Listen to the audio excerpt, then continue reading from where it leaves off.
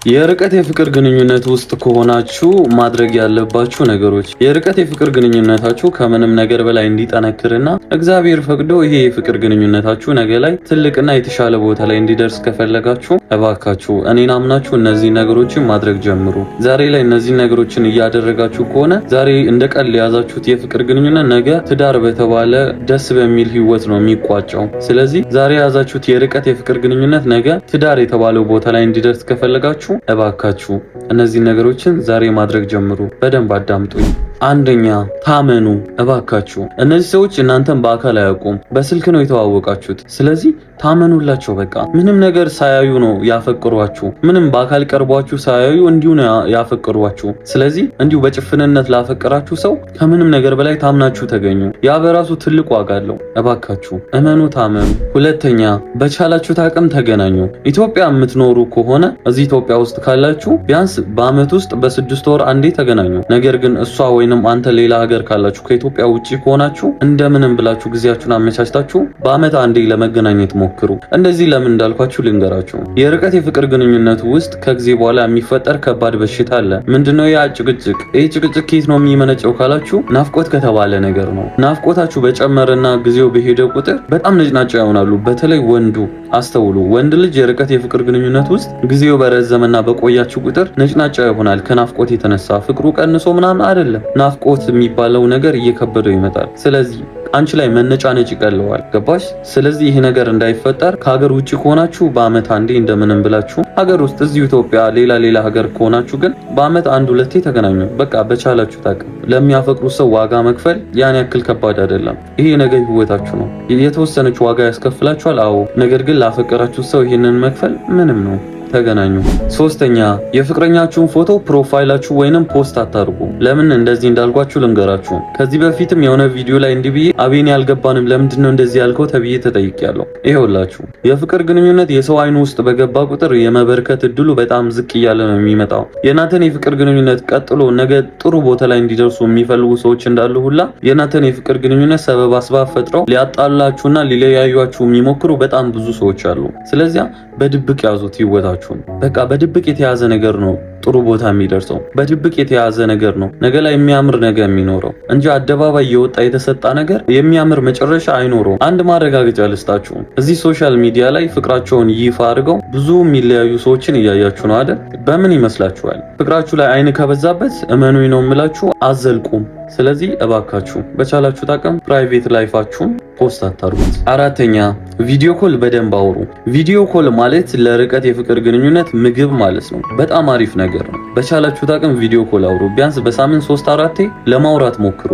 ቪዲዮ ኮል ፍቅራችሁን የሚገነባ በጣም ትልቅ ነገር ነው። ቪዲዮ ኮል ባወራችሁ ቁጥር በአካል እንደምትተያዩ ነው የሚሰማችሁ። የሆነ ካጠገብ ያለች አይነት ስሜት፣ ካጠገብሽ ሆኖ የሚያወራሽ አይነት ፊቱን ትለምጂዋለሽ። ሳቁን፣ ፈገግታውን፣ ሲኮሳተር፣ ሲያዝን እነዚህን ስሜቶቹን አይኑ ላይ ትለምጃለሽ። ይበልጡኑ እንድትፋቀሩ፣ ይበልጡኑ ነገ ላይ ተስፋ እንድታደርጉ ያግዛችኋል። ቪዲዮ ኮል እባካችሁ አውሩ። ብዙ ጊዜ እሷ አይወድም እሷ አትወድም ይባላል። ነገር ግን የርቀት የፍቅር ግንኙነት ላይ በጣም ገንቢና ወሳኙ ነገር ቪዲዮ ኮል ነው። ለፍቅራችሁ በጣም ትልቅ ዋጋ አለው። ነገ ላይ ስትገናኙ ጸባያቸው፣ ፊታቸው ምናምን አዲስ አይሆንባችሁም። ረጅም ዓመት በፍቅር የቆያችሁ ረጅም ዓመት በአካል የምትተዋወቁ አይነት ስሜት ነው የሚሰማችሁ። በቻላችሁትና ባላችሁ አቅም ቪዲዮ ኮል አውሩ እባካችሁ። አምስተኛ በፍጹም ብሎክ አትደራረጉ። አቃለው ያናድሻል፣ አቃለው ታናድሃለች፣ ግን ተረጋጉ። በቃ ይቻላል። ለትንሽ ጊዜ ከኦንላይን ወጣ ብለህ ተመለስ። አንቺም እንደዛው። ብሎክ ከማድረግ ውስጥ ምንም የሚገኝ አዲስ ነገር የለም። አስተውሉ። ብዙ ጊዜ የምላት አንድ አባባል አለች። ፍቅርን መጀመር በጣም ቀላል ነገር ነው፣ ነገር ግን ተንከባክቦና ቁም ነገር ጋር ማድረስ ከባዱ ነገር ነው። ስለዚህ አለመግባባት ካለ ጊዜ ወስዳችሁበት ድጋሚ ተነጋገሩ እንጂ ከብሎክ ጀርባ መደበቅ ምንም የሚያመጣው አዲስ ነገር የለም ፍቅራችሁን ከማጥፋት በቀር። ብሎክ መቼም ቢሆን መፍትሄ ሊሆን አይችልም። ተነጋገሩበት።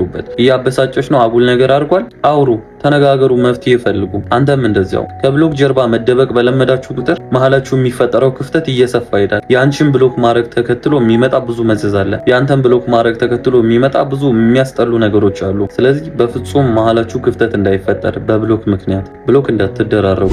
ስድስተኛ ስለ ወደፊት እቅዳችሁ አውሩ። የት መኖር እንደምትፈልጉ፣ ምን መስራት እንደምትፈልጉ፣ ምን ማድረግ እንደምትፈልጉ፣ ህልምሽ ምን እንደሆነ እያንዳንዱን ነገር ላይ የምታደርጉትን ነገር አውሩ። ፕላን አርጉ። ለሁለት እቅድ አውጡ።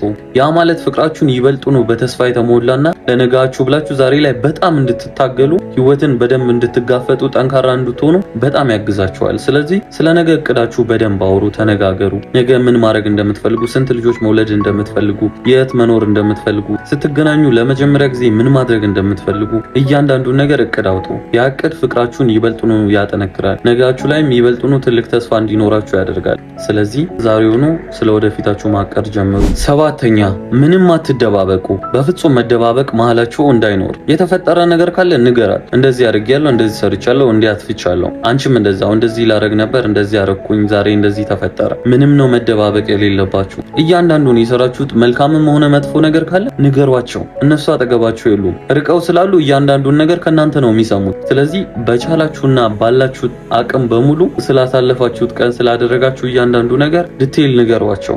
በጣም ያግዛችኋል። ፍቅራችሁ ላይና እናንተ ላይ እምነት እንዲኖራቸው ያደርጋል። ስለእናንተ ምንም ነገር አትደብቁ። እነሱም እናንተን እንዲደብቋቸው አታርጉ። በፍጹም አታሸማቋቸው። ነፃነት ስጧቸው። በተለይ ለሴቷ እድሉን ስጣት። ምንም ነገር እንዳትደብቅ ማድረግ አስተምራት። ነፃውን አዳምጣት። ጥፋት ከሰራች ኖርማል እንደሆነና እንደሚስተካከል እየነገር ይበልጡኑ ለአንተ ግልጽ እንድትሆን ማድረግ ትችላለህ።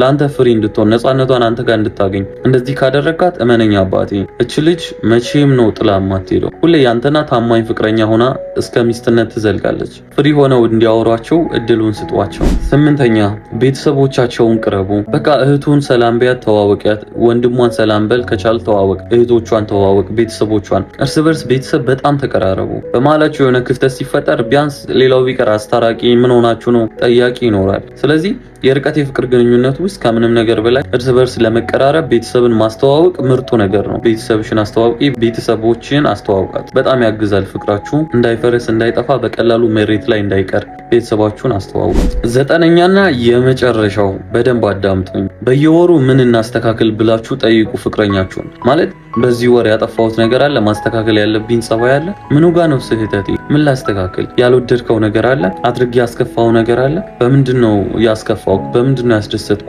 ምን እንዳረግ ትወዳለህ፣ ምን ሳረግ ይደብርሃል? ጠይቋቸው። ይህን መጠየቃችሁ በጣም ትልቅ ዋጋ አለው ለነሱ። እነዚህን ነገሮችን ስትጠይቋቸው ምን ይረዳሉ? እነሱን ማጣት እንደማትፈልጉ በደንብ ያሳያል።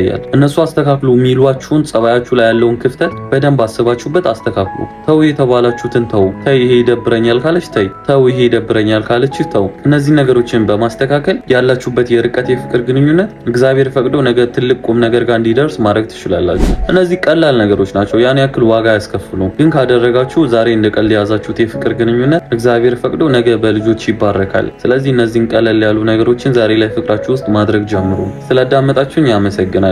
በዚህ አጋጣሚ የማማከር አገልግሎት የምትፈልጉ ከሆነ በዚህ ዩዘር ኔም ወይንም በዚህ ስልክ ቁጥር ቴሌግራም ላይ ኮንታክት አድርጉኝ። በድጋሚ እዚህ ድረስ ስላዳመጣችሁኝ በጣም ከልብ ያመሰግናለሁ። እወዳችኋለሁ። መልካም ጊዜ